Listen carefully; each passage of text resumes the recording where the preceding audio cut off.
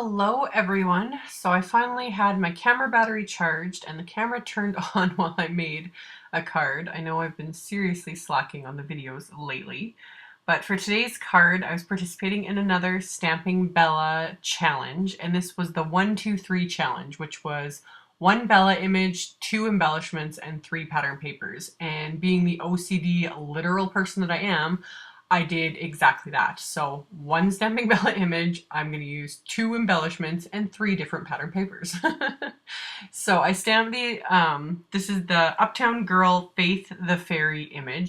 And I'd inked her up with my MFT Black Licorice Hybrid ink and stamped her onto some CC Designs Copic Quality 110-pound cardstock that I had already die cut with the Blueprints 1, like MFT Dynamics die, the large one that I've been using constantly. I either use Blueprints 1, Blueprints 2, or both of them together.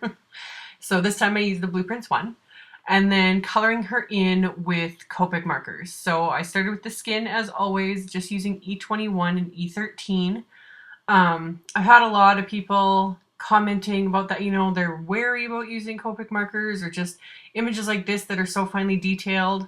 Honestly, I just go for it. I feel like I'm a broken record. I say this over and over again, but I don't worry too much about going outside the lines. It's almost a given that I do go outside the lines with these images, mostly just because I color quickly and I'm not super careful.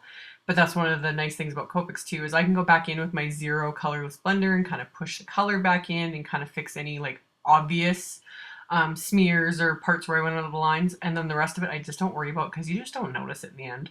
So I did her skin. Her hair I kept really light. I just used Y00 and Y08 and just kind of scribbled it on her hair. That's another reason why I love these images, is most of them have like kind of curly, messy sort of hair, and it's just easy to color. And then for her little ballet slippers, I was using RV06 and 09. And all these little really tiny detail areas, like especially these ballet slippers are really tiny, I basically color with the very tip of the marker. Like it's almost straight up and down and barely touching the paper. I find that's kind of the easiest way to do it. And then this time I used my C markers, my C grays, the cool grays, for the shading. I usually use warm grays, but this time I decided to do something a little different. So I just used C2, C3, and then C00. And of course I left her dress blank because I wanted to paper piece it. I wanted to use that for one of the pattern papers. And I had this pink polka dot pattern paper. This is from the Echo Park Splendid Sunshine, which I actually used, I think, on last week's my Bellarific Friday card. I didn't do a video for that one. But I had the pattern paper sitting out and I just like the colors, so I thought I'd use it. And then I decided to omit the little band on her dress from the pattern paper and just colored that in with Copics, just for a little bit of definition. And I trimmed out the dress off camera because it's easier to just hold it up kind of closer to my face so I can see what I'm doing. And even though I usually avoid dress like images like this to paper piece because it's got that kind of frilly edge, so it's just more detailed cutting. This one didn't take very long. It honestly took me just a couple of minutes. I just move the scissors and paper around and trim it out, and then I edge it all with my Memento Tuxedo black marker just to cover all those white edges of the pattern paper and any spots that I didn't cut perfectly so that you can't even tell. And then of course have to add some definition with some more Copic marker coloring, and I used the same pinks I used for her shoes, so the RV06 and 09. And then I wanted to add just a bit more depth to that, so I took my RV19 and scribbled that along the little frilly areas as well. So that kind of finished off her dress. And then my Tombow Mono Multi adhesive to adhere it. And I just use really small dabs of adhesive. You don't want to use too much. You don't want it like oozing out everywhere and creating a mess. So even though it looks like I'm applying a fair bit of adhesive, I'm not. Just like little dabs, barely squeezing the tube at all, I just want to make sure I get adhesive all around where it's going to adhere so it adheres nice and flat, but I don't want so much that it's going to start oozing and making a mess. So get that in place, and I just love how the dress pops. And then I grabbed my pink Wink of Stella marker, and I don't know, lately I'm having a hard time getting it to pick up nicely on camera, even when I turn on my overhead lights, but super sparkly, so you can kind of see it there. And then I grabbed my yellow Wink of Stella and filled in her crown. and then the little kind of bow on her wand there, and then decided to add a bit to her hair too, because you know she's a fairy, so she can be all super sparkly.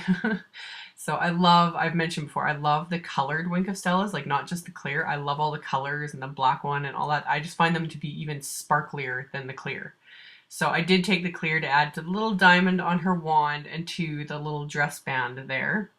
And that finished off the image, so you can see the kind of fun sparkle. And then I grabbed another pattern paper from the Splendid Sunshine Pack. I don't even know if this pattern paper pack is available. I haven't gone through my pattern papers in a long time to see what's still available and what's been retired. It's on my to-do list. But I cut that to 4¼ by 5½ inches, just so I had a little bit of a frame of the pattern, you know, so that I got the colors picking up out of it. And then I had some scraps from trimming off her dress piece, and then other little scraps that I just keep with the pack. So I trimmed those all down with scissors just to create 3 little flags, and I'm going to adhere those to the card front with my go-to ATG adhesive. I could use my Tombow Monomulti for this. I kind of flip back and forth between them, but for most card part adhering, I prefer my ATG. It's just faster, I think, than using liquid glue. So adhere those all flat, and then I'm going to adhere this to my card base, which is the same Copic Quality 110-pound cardstock. So that way the card, the whole card front is basically looks like pattern paper, but then the card base itself is white. And then I mixed it up a little bit this time, rather than inking up the image with Memento's Angel Pink ink, which I just about used, but I thought I would do something different. I used Cantaloupe ink, which is just a nice shade of yellow.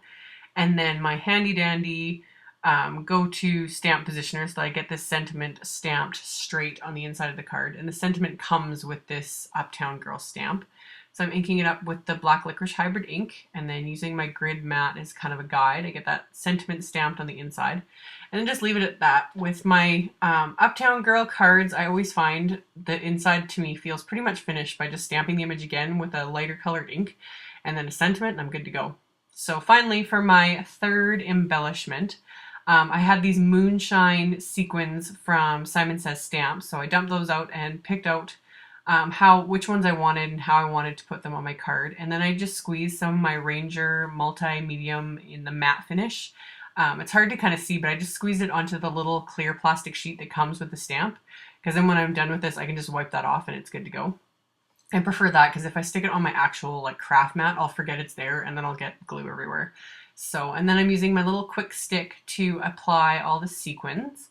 And then I finally added a bit of the Ranger Perfect Pearls in White Opal. I've never done this before. I don't have a problem with seeing the center hole of the sequins, but I thought I'd try something different. So I filled in the little center holes and then just added a few little dot embellishments here and there. And that finished off the card. So I just set it aside to dry, and that's all there was to it. So as always, there will be a link below the video to my blog post with picture links to all the supplies used. All that info is in the info box below, so make sure to check that out. Thank you guys so much for watching, and I will see you all in the next video. Bye!